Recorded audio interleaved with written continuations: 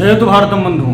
बंधुओं, modern history में अभी तक हमने देखा कि भारत में सबसे पहले पुर्तगाल आए, उसके बाद से डच आए, फिर फ्रेंच ईस्ट इंडिया कंपनी आई, डेनिश आए, स्वीडिश आए, ब्रिटिश ईस्ट इंडिया कंपनी। इस 6 देशों की कंपनियां आई भारत में।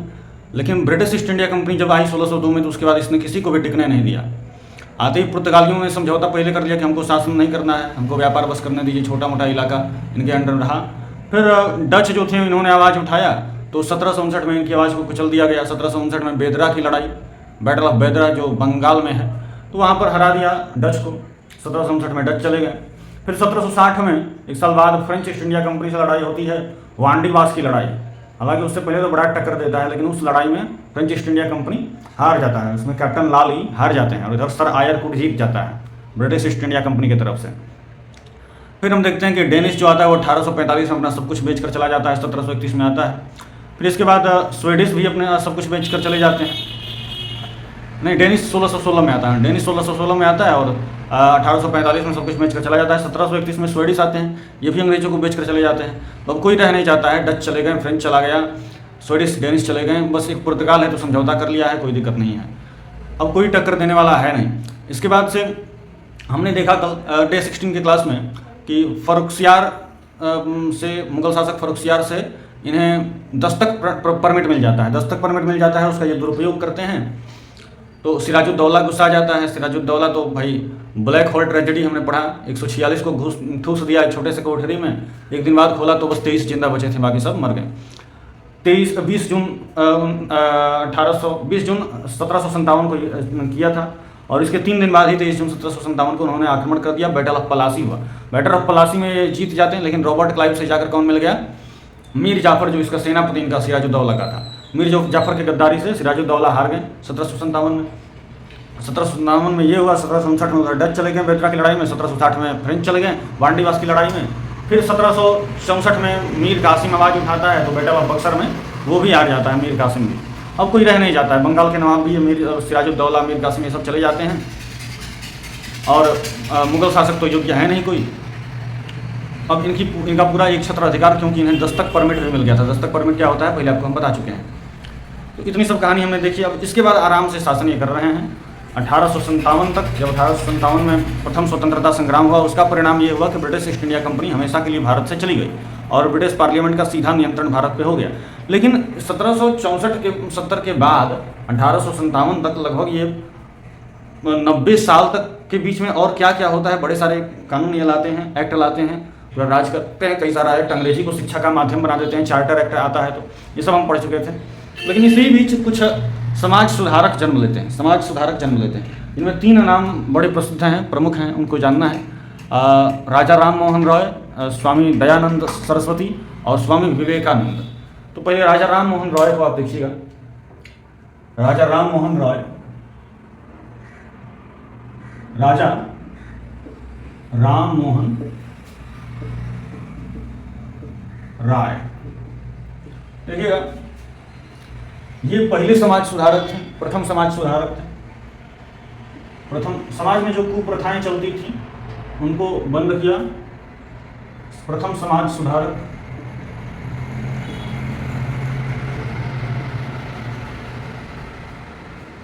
इन्हें भारतीय राष्ट्रवाद का जनक कहा जाता है। भारतीय राष्ट्रवाद का जनक कहा जाता है, राष्ट्रवाद का जनक। ठीक। राजा राम मोहन रॉय ने ब्रह्म समाज की स्थापना की। ब्रह्म समाज की स्थापना की। इसकी स्थापना की, ब्रह्म समाज एकदम इंपॉर्टेंट है। कब किया ये इंपॉर्टेंट नहीं, ब्रह्म समाज बस जानिए। ब्रह्म समाज की स्थापना इन्होंने की। ब्रह्म समाज की स्थापना इन्होंने की।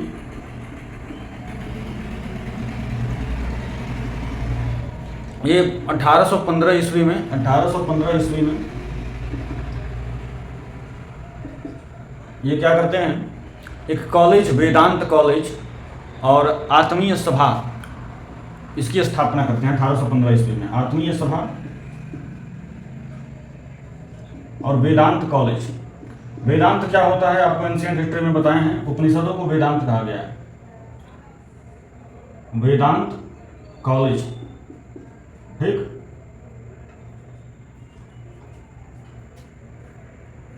इनके समय में 1829 की बात है। 1800, अच्छा ये फारसी में एक किताब लिखे थे, फारसी में एक किताब लिखे थे,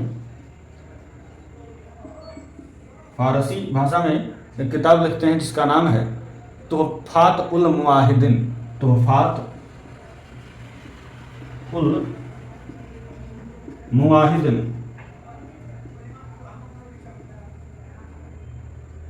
ठीक, मुआहिदीन, फारसी में किताब लिखी। इनके समय में 1829 में कहा जाता है, लोग पढ़ाते हैं पढ़ते हैं कि 1829 में गवर्नर जनरल उस समय जो इंडिया का था, लॉर्ड बैंटिक, गवर्नर जनरल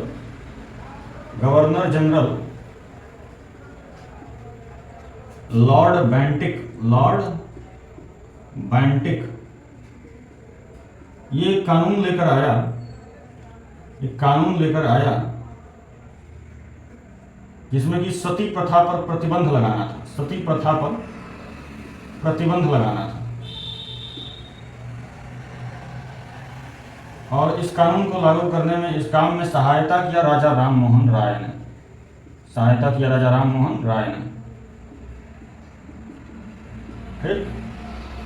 अब ये कहते हैं कि लॉर्ड बेंटिक 1829 में कानून लेकर आए जिससे कि सती प्रथा को एबॉलिश किया जाए। हम कहते हैं कि सती प्रथा भारत में था ही नहीं, आपको आश्चर्य होगा, लेकिन सती प्रथा भारत में नहीं था। और अगर सती प्रथा होता तो बहुत बढ़िया होता। सती प्रथा को प्रतिबंध लगाने की कोई आवश्यकता नहीं थी, और अगर कोई सती प्रथा पर प्रतिबंध लगाता तो बहुत घिरा हुआ आदमी था। सती प्रथा भारत में नहीं था। सती प्रथा वास्तव में होता क्या है, आप जिसे सती प्रथा समझते हैं वो सती प्रथा नहीं है। सती प्रथा का वास्तविक मतलब क्या है? ये जो सती प्रथा उस समय था वो सती प्रथा का बिगड़ा हुआ रूप था। सती प्रथा क्या है? जो पत्नी अपने पति को परमेश्वर मानती है, अपना पूरा जीवन उस पर न्यौछावर करने को तैयार रहती है, सर्वस्व, पति की मृत्यु के बाद कहती है कि इन्हीं से हमारा जीवन था, जब ये नहीं रहे तो हम रहकर क्या करेंगे, और स्वेच्छा से अपने पति के चिता पर बैठकर सती हो जाती है, वो सती कहलाती हैं और वो देवी बन जाती हैं, सती माता कहलाने लगती हैं, पूजी जाने लगती हैं। हमारे भी गांव में, हर गांव में लगभग है, हमको जहाँ तक पता है, पता ना आपके यहाँ होगा कि नहीं, ये सती माता का स्थान है खेत में एक जगह, वहाँ पर उनकी पूजा की जाती है। कई हमारे गांव में तो कई सती माता, अकोल बाबा, डी बाबा, इस तरह करके बहुत सारे स्थान हैं हमारे यहाँ। तो सती माता का एक स्थान, तो सती देवी बन जाती हैं, माता बन जाती हैं, सती माता। तो ये स्वेच्छा से, अपनी इच्छा से जो ऐसा करता है वो सती प्रथा था। अपनी इच्छा से, स्वेच्छा से सती हो जाना वो सती प्रथा था। इस समय जो सती प्रथा चलता था वो सती प्रथा का बिगड़ा हुआ रूप था। क्या था? इसमें जबरदस्ती, जबरन चिता पर बैठा दिया जाता था, जबरदस्ती, बिना उसके इच्छा के विरुद्ध चिता पर ले जाकर बैठा दिया जाता था, जला दिया जाता था। तो वो जलाना था, वो हत्या करना था, वो सती प्रथा कोई नहीं था। उसकी इच्छा के विरुद्ध आप उसको जला रहे हो, जिंदा जलाना था, वो सती होना नहीं था, आप हत्या कर रहे हो। तो इन्होंने इसके विरुद्ध एक एक्ट लाया, एक कानून लाया। क्या हमारा खून खौल उठता है जब कोई कहता है कि अंग्रेजों ने ये काम किया, वो काम किया, अच्छा भी काम किया, बहुत, जो भी किया अपने स्वार्थ में किया। रेलगाड़ी, सब रेलवे लाइन बिछाया, रेलगाड़ी लेकर आए अपने स्वार्थ में, कि कई जगह विद्रोह अलग अलग जगह हो रहा है तो सेना तो वैसे पहुंच पाएगी नहीं जल्दी, इस तरह रेलगाड़ी रहेगी तो जल्दी पहुंच जाएगा सब कुछ, सब सेना जल्दी पहुंच जाएगी और वहाँ पर जाकर उनके क्रांति को रोक देगी। तो वो अपने स्वार्थ के लिए जहाज का निर्माण शुरू करवाया, अपने स्वार्थ के लिए व्यापार वही करना था। जो भी इन्होंने किया अपने स्वार्थ के लिए, नहीं तो दिखावे के लिए। ये अच्छा काम कौन कर ही नहीं सकते थे। इतना ही अच्छा काम करते तो कहाँ भाई इतना हजारों क्रांतिकारी सब कहाँ उत्पन्न होता, सब कहाँ इतना हजारों क्रांतिकारी सब क्रांति करता, मरता सब। तो ये सब जो भी करता था अपने स्वार्थ के लिए करता था। ये कब मत कहिएगा, हमको बहुत गुस्सा आएगा, हमारे सामने तो बिल्कुल ही मत कहिएगा ये सब अच्छा काम भी किया, सब कौनों अच्छा काम नहीं किया, सब खून खौल उठता है हमारा। इनकी अच्छाई के बारे में एक लफ्ज़ भी हम सुन लेते हैं। खैर, तो कहा जाता तो ये सती प्रथा जो बिगड़ा हुआ रूप था सती प्रथा का, उस समय उसको एबॉलिश किया गया। राम मोहन राय ने इसमें सहायता की, ठीक है। तो ये बात हमने कहा भी कुछ दिखावे के लिए भी किया करते थे कि हम अच्छे हैं, थोड़ा दिखावे के लिए। कई चीज़ें आप देखेंगे, लॉर्ड लिटन रेपन के बारे में हम चर्चा करेंगे, आप देखेंगे कि दिखावे के लिए क्या क्या कुछ किया जा रहा है। फिर 1830 में अकबर द्वितीय द्वारा, द्वितीय द्वारा इन्हें राजा की उपाधि दी जाती है। राम मोहन राय का नाम रहता है और राजा की उपाधि अकबर द्वितीय दे देता है, तो नाम क्या आगे राजा लग जाता है, राजा राम मोहन राय बन जाते हैं। ठीक, 1830 में। उससे पहले राजा राम मोहन राय नहीं थे। ठीक, उससे पहले बस राम मोहन राय। 1833 में इनकी मृत्यु हो जाती है। 1833 में कहाँ पर? इंग्लैंड में। इंग्लैंड में एक जगह है मेम्ब्रिस्टल में, द एंड इनका इंग्लैंड के मेम्ब्रिस्टल में। ठीक, तो ब्रह्म समाज के संस्थापक राजा राम मोहन राय चले जाते हैं। ब्रह्म समाज एकदम महत्वपूर्ण। ब्रह्म समाज राजा राम मोहन राय। आर्य समाज स्वामी दयानंद सरस्वती। देखिए आर्य समाज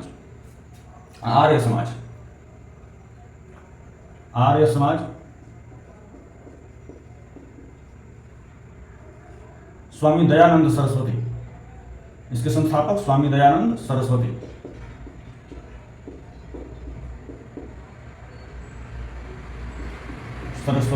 ठीक, अब देखिएगा आर्य समाज की स्थापना इन्होंने कब की? 1875 ईस्वी में बॉम्बे में की।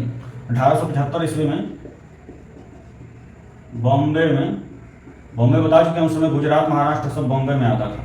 तो बॉम्बे में इन्होंने 1875 में आर्य समाज की स्थापना की। इसका मुख्यालय था लाहौर। इसका मुख्यालय कहाँ था? लाहौर।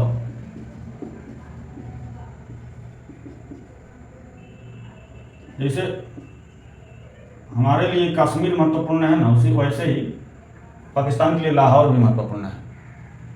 बहुत खूबसूरत जगह। तो 1875 ईस्वी में बॉम्बे में इन्होंने आर्य समाज की स्थापना की। मुख्यालय इसका था लाहौर। ठीक है, अब जो है इनका वास्तविक नाम जो था वो मूल शंकर था। वास्तविक नाम क्या था? वास्तविक नाम मूल शंकर।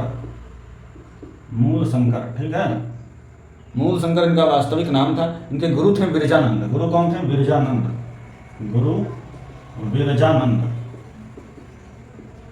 ठीक, गुरु थे बिरजानंद। भारत का मार्टिन लूथर इन्हें कहा जाता है। राष्ट्रवाद का जनक इन्हें कहा जाता है राजा राम मोहन राय। इनको भारत का मार्टिन लूथर, बस मार्टिन लूथर लिख दे रहे हैं, मार्टिन लूथर। ठीक, अच्छा, इन्होंने नारा दिया था वेदों की ओर लौटो। बहुत महत्वपूर्ण है। नारा दिया था क्या? दयानंद सरस्वती ने नारा दिया था वेदों की ओर लौटो। अच्छा, जिस आर्य समाज की स्थापना की थी उस आर्य समाज का एक नारा है। आर्य समाज का नारा है क्या? भारत भारतीयों के लिए। तो आर्य समाज का नारा पूछेगा तो कहेंगे भारत भारतीयों के लिए। स्वामी दयानंद सरस्वती जी ने क्या नारा दिया था? तो वेदों की ओर लौटो। ठीक है, अच्छा, इन्होंने बाल विवाह का विरोध किया था और विधवा का पुनर्विवाह का समर्थन किया था। बाल विवाह का विरोध और विधवा पुनर्विवाह का समर्थन किया था।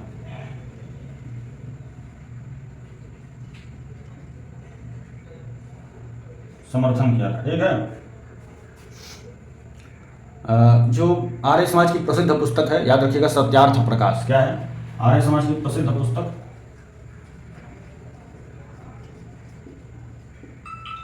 सत्यार्थ प्रकाश।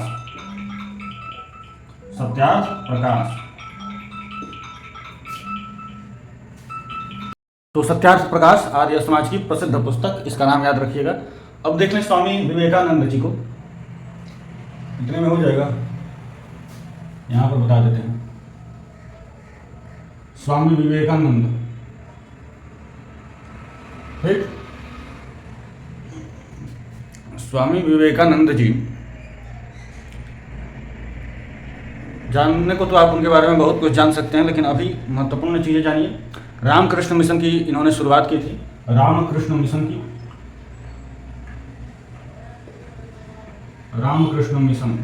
ठीक, रामकृष्ण मिशन का उद्देश्य क्या था? सेवा और परोपकार इसका उद्देश्य था। रामकृष्ण मिशन का, रामकृष्ण इनके गुरु जी रामकृष्ण परमहंस, उन्हीं के नाम पर इन्होंने ये रखा था। तो इसकी स्थापना ये कब करते हैं? 1879 में। 1879 में इसकी स्थापना होती है। ठीक, 1879 में स्थापना होती है।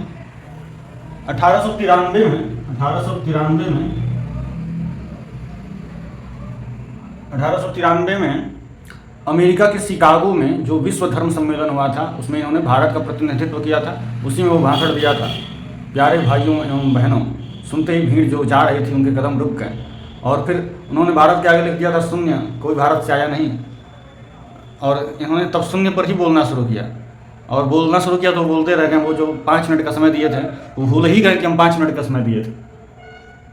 तो अमेरिका के शिकागो में जो विश्व धर्म सम्मेलन हुआ था, विश्व धर्म सम्मेलन, इसमें इन्होंने भारत का प्रतिनिधित्व किया, भारत का प्रतिनिधित्व किया। एक भारत का प्रतिनिधित्व इसमें इन्होंने किया। कब? 1893 में। इनका बचपन का नाम नरेंद्र नाथ था, बहुत महत्वपूर्ण है। बचपन का नाम नरेंद्र नाथ था, नरेंद्र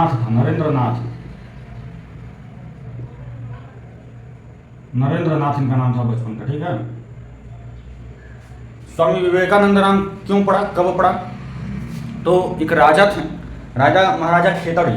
तो महाराजा खेतड़ी के सुझाव पर इनका नाम स्वामी विवेकानंद हो गया, महाराजा खेतड़ी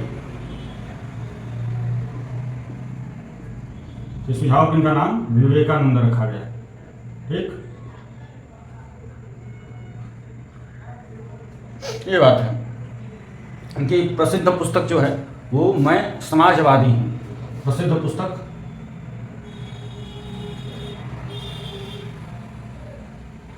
मैं समाजवादी हूँ।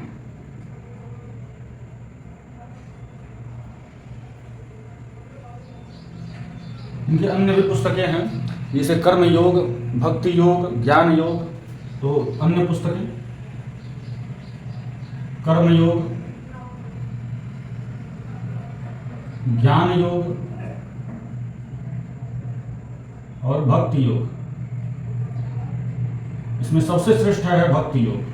भक्ति योग की बात हमें बहुत अच्छी लगती है। क्यों अच्छी लगती है? देखिए, कर्म योग के मार्ग पर कोई चले, कर्म योगी कर्म करते रहे, लेकिन हो सकता है कि कर्म करने के बाद भी, बहुत कर्म करने के बाद भी, कर्म योग के मार्ग पर चलने के बाद भी उसका पतन हो जाए, किसी समय में उसका पतन हो जाए, तो उसे कहा जाता है कर्म भ्रष्ट।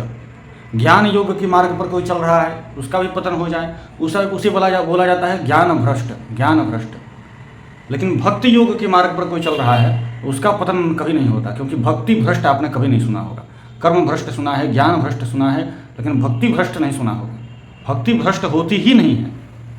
तो भक्ति योग सबसे श्रेष्ठ है।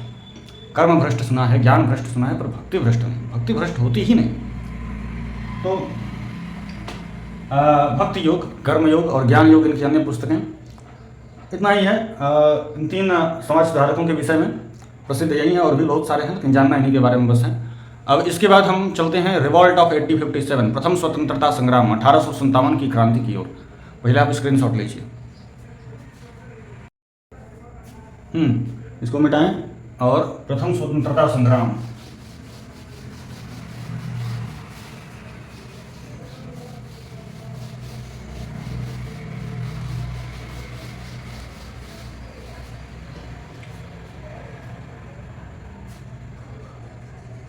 First freedom struggle,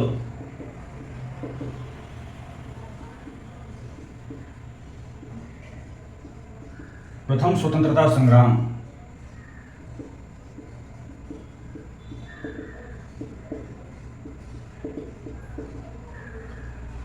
the revolt of 1857, 1857 की क्रांति।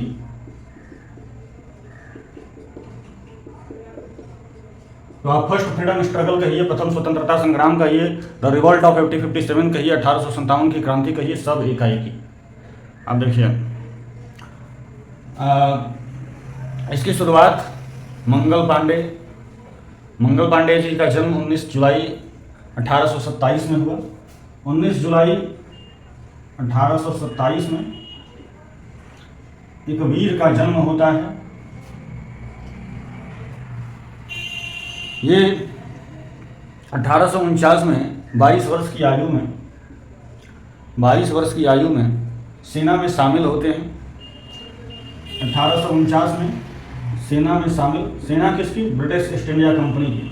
पहले बता चुके हैं भारतीयों को भर्ती करना उन्होंने शुरू कर दिया था, तो सेना में भर्ती हो गए।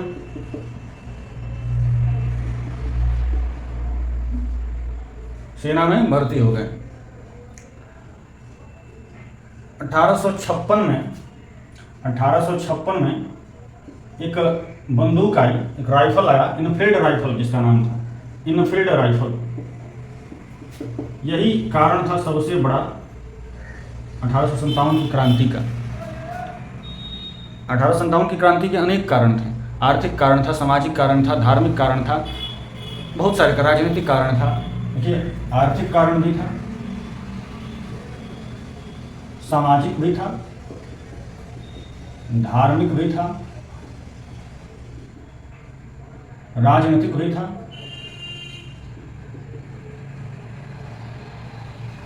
इकोनॉमिक, सोशलिस्ट, रिलीजियस और पॉलिटिकल, ये सब कारण थे। लेकिन उस समय जो तत्कालीन कारण था तुरंत जिससे ये सब भड़का, वो था इनफील्ड राइफल। पता नहीं है, बहुत कुछ आप बहुत पहले से सहते आ रहे हैं, उसके बाद सब एकदम सहन से पार हो गया है लिमिट, और एक बार फिर से एक छोटी सी चिंगारी किसी ने लगाई तो आप भड़क गए, और जितना पीछे का गुस्सा था सब एक ही बार टूट पड़ता है सब। तो इनफील्ड राइफल में क्या था, और छोटा सा चिंगारी नहीं है तो बहुत बड़ा चिंगारी उठा दिखा रही है सब। तो अब क्रांति तो होनी ही थी। तो इनफील्ड राइफल में क्या था, ग्रीस कारतूस का यूज होता था, ग्रीस कारतूस का यूज होता था। इस कारतूस में क्या था, एक कारतूस था, इसमें बारूद भरा गया रहता था, और इसके ऊपर एक सिल पैक होता था, सिल। उस सिल को दांत से चबा के इसे खोला जाता था, उस बारूद को बंदूक की नली में भरा जाता था, उसको पाइप से ठूस ठूस के इसे बैठाया जाता था, और फिर हमला किया जाता था। तो ऐसा ये इनफील्ड राइफल था, इसमें इसी कारतूस का यूज किया जाता था। तो पता चला फरवरी 1857 में पता चला, फरवरी 1857 में पता चला कि इस कारतूस में सुअर और गाय की चर्बी है। ये लिखेंगे नहीं, ये लिखने को मन नहीं कर रहा है, बोर्ड खराब हो जाएगा लिखेंगे तो। सुअर और गाय की चर्बी पता चला, भड़क गए सब।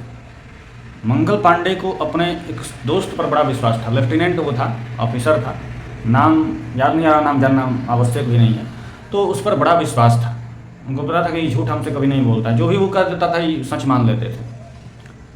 वो भी थोड़ा अच्छा था, लेकिन भाई है तो अंग्रेजों सब बोला कि ये सब कार कि हम नहीं इसको खोलेंगे, कारतूस को नहीं छुएंगे, इसमें सुअर और गाय की चर्बी है, क्योंकि सुअर मुस्लिमों के लिए वो आदरणीय है, और गाय हमारे लिए हिंदुओं के लिए माता है, तो दोनों की चर्बी उसमें, तो दोनों ने इनकार कर दिया। तो जो लेफ्टिनेंट था मंगल पांडे का दोस्त, उस पर फोर्स किया गया ऊपर के ऑफिसरों द्वारा कि तुम मंगल पांडे को कैसे ही समझाओ बुझाओ और उसे यूज करने को कहो। अगर वो यूज कर देगा तो सब कोई भी जानता है कि बहुत धार्मिक है, उसके पीछे पीछे सब कोई यूज करने लगेगा। तो मंगल पांडे को लेफ्टिनेंट ने कह दिया, पूछा जब मंगल पांडे ने कि ऐसा कुछ है, तो लेफ्टिनेंट कहा नहीं ऐसा कुछ नहीं है। दबाव था उसके ऊपर बहुत ऊपर से, कह नहीं ऐसा कुछ नहीं है। तो भाई अब कह दिया तो कॉलर है एक मिनट, तो कह दिया तो ये मान गए और इन्होंने इस्तेमाल कर लिया।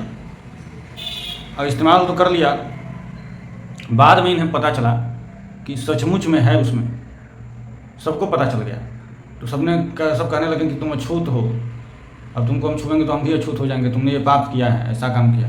अब तो मंगल पांडे भड़क गए। इनके साथी भी जो थे जिन्होंने इसका इस्तेमाल किया था, वो भी अब इसी अग्नि में जल रहे थे, ये भी जल रहे थे कि हमारा धर्म भ्रष्ट हो गया। बहुत गुस्साएँ।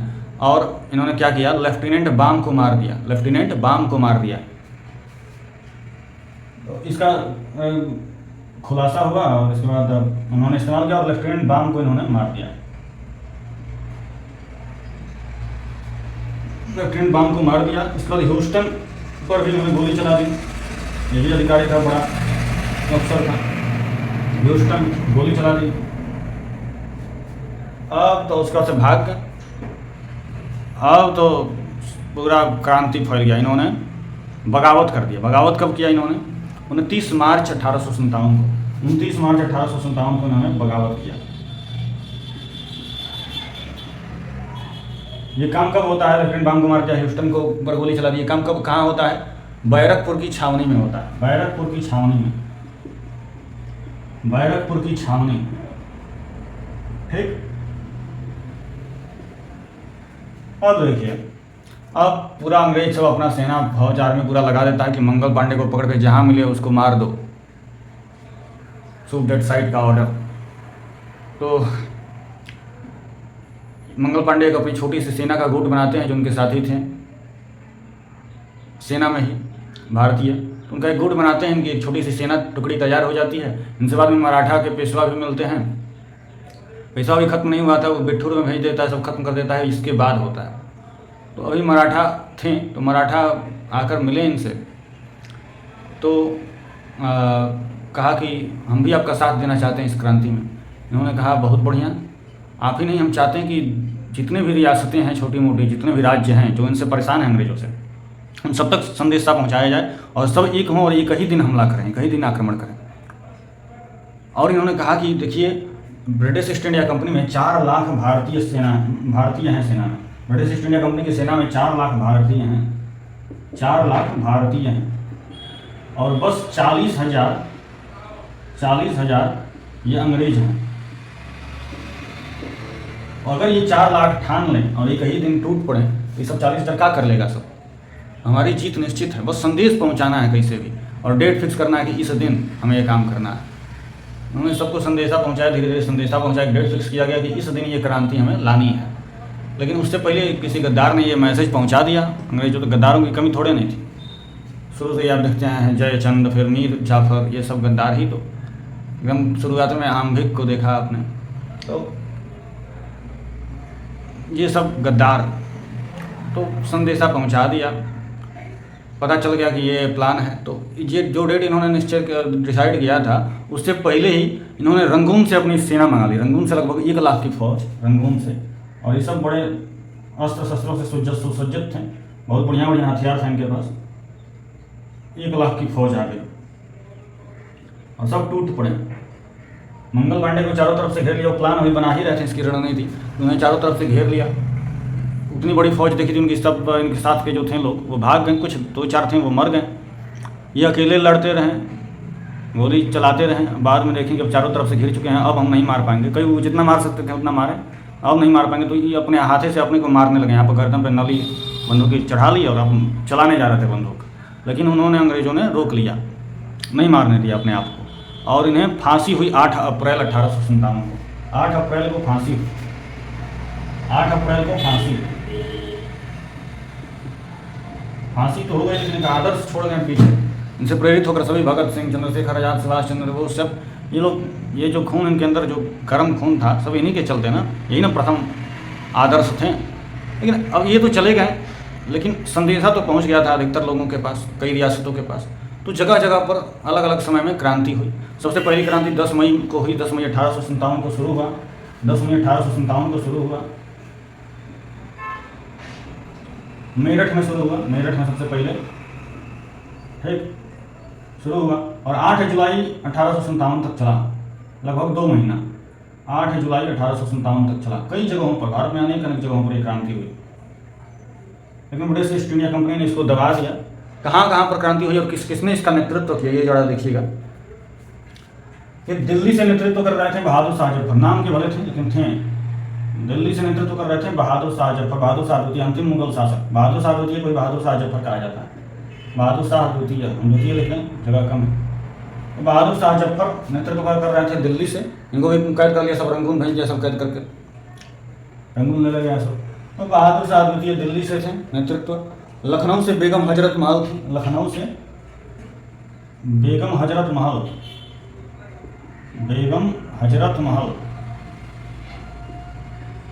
ठीक, लखनऊ से। ये क्या कहते हैं, कानपुर से कौन था, नाना साहब और तात्या टोपे। नाना साहब और तात्या टोपे कानपुर से।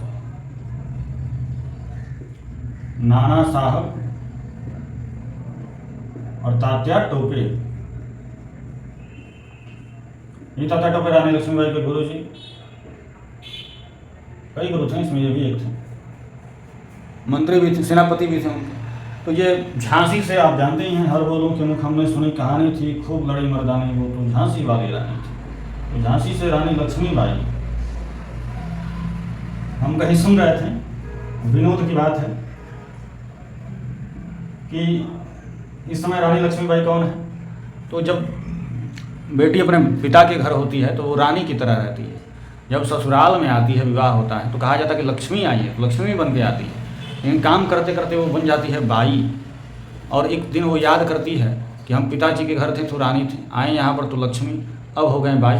तो ये रानी प्लस लक्ष्मी प्लस बाई तीनों जुड़ जाता है तो हो जाता है रानी लक्ष्मी बाई। तो वो बन जाती है रानी लक्ष्मी बाई। और फिर छेड़ देती है संग्राम, और फिर पति का हो जाता है जीना हराम। तो ये झांसी से ये।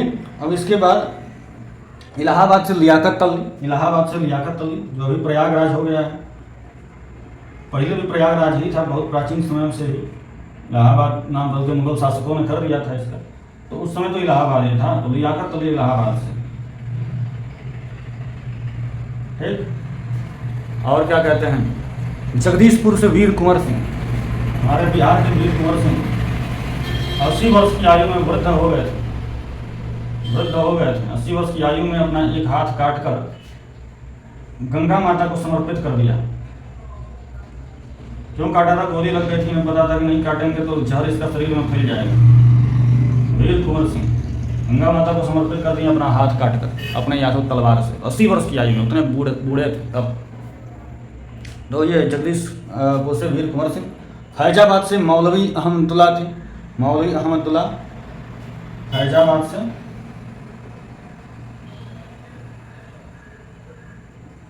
मौलवी अहमदुल्ला। और बरेली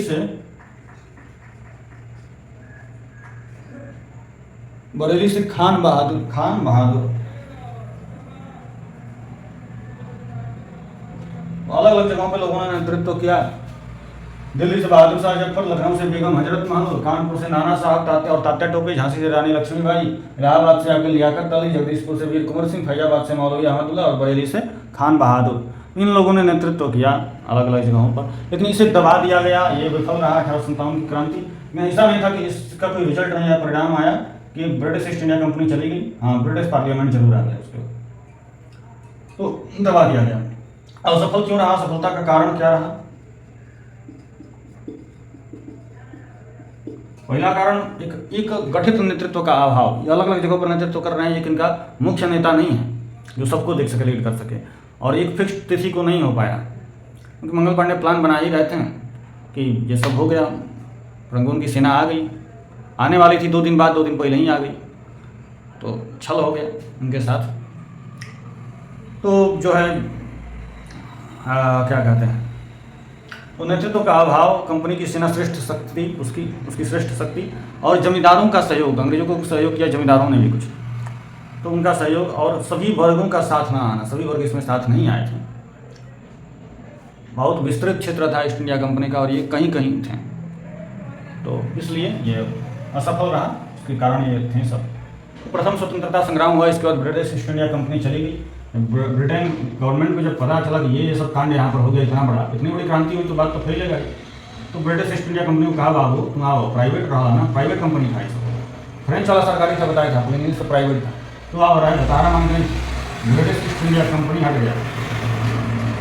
अनुमति नहीं किससे मिली थी? 1600 में क्वीन एलिजाबेथ से मिली थी। 15 वर्ष के लिए, 15 वर्ष के लिए अनुमति मिली थी। आई सब रह गया 155 वर्ष। कितना वर्ष? 155 वर्ष। ब्रिटिश ईस्ट इंडिया कंपनी ये चला गया, और ब्रिटिश पार्लियामेंट का डायरेक्ट शासन आ गया भारत में। ब्रिटिश पार्लियामेंट का, संसद का डायरेक्ट कंट्रोल भारत में। देखिए, कुछ लोगों को लग रहा था कि ब्रिटिश पार्लियामेंट का कंट्रोल है डायरेक्ट, तो हमारे लिए कुछ अच्छा होगा। कुछ समय तक इतना सब मैंने इन लोग का दिमाग खोखला कर दिया था, सब ब्रेन वॉश कर दिया था ना सब। कई लोगों के मन में यही था कि भैया ऐसा सूर्य है ग्रेट ब्रिटेन का साम्राज्य की जो कभी अस्त नहीं होगा, ये सब। और ये इंडियन नेशनल कांग्रेस के नेताओं का भी ऐसा ही मानना था, जो उदारवादी नेता थे। पढ़ेंगे एक्सट्रीमिस्ट और ये उग्रवादी और उदारवादी को। तो ब्रिटिश संसद का डायरेक्ट कंट्रोल आ गया। जो गवर्नर जनरल हुआ करता था पहले, गवर्नर जनरल गवर्नर जनरल का पद, इसके जगह पर वाइसरॉय आ गया, वाइसरॉय। लेकिन अंतर बस नाम बदलने का हुआ। जहाँ ब्रिटिश ईस्ट इंडिया कंपनी थी वहाँ पर ब्रिटिश पार्लियामेंट हो गया, जहाँ पर गवर्नर जनरल था वहाँ पर वाइसरॉय हो गया। ठीक वैसे ही जैसे आज़ादी के बाद जहाँ पर लॉर्ड माउंटबेटन का नाम होता था वहाँ पे पंडित जवाहरलाल नेहरू हो गया शुरुआत में। बाद में सब चेंज हुआ, वो बात अलग है। शुरुआत में वो हमें डोमिनियन स्टेटस का ही दर्जा मिला था, आज़ादी डायरेक्ट नहीं मिली थी 15 अगस्त को, डोमिनियन स्टेटस का दर्जा ही मिला था पहले। तो खैर गवर्नर जनरल की जगह पर वाइसरॉय आ गया, लेकिन गवर्नर जनरल जो पहले था कैनिंग, वही अब भी रहा। कैनिंग जो पहले था, लॉर्ड कैनिंग, जो last governor general of East India company, वही first viceroy of British parliament in India था, फर्स्ट वाइसरॉय ऑफ इंडिया। ये वाइसरॉय भी यही बना, कैनिंग। ठीक, दोनों एक ही, लास्ट गवर्नर जनरल और फर्स्ट वाइसरॉय कैनिंग। अच्छा, पहला गवर्नर जनरल भारत का कौन था ईस्ट इंडिया कंपनी का, ब्रिटिश ईस्ट इंडिया कंपनी का? तो लॉर्ड बैंकेट था, लॉर्ड बैंकेट। और पहला गवर्नर बंगाल का Prince Robert Clive. Last governor general Lord Canning, first viceroy Lord Canning. तो ये सब हुआ। अब इसके बाद हम 1857 की बाद के समय को देखेंगे अगले पार्ट में। तब तक के लिए जय तो भारतम, जय तो भारत संस्कृति, जय श्री राम।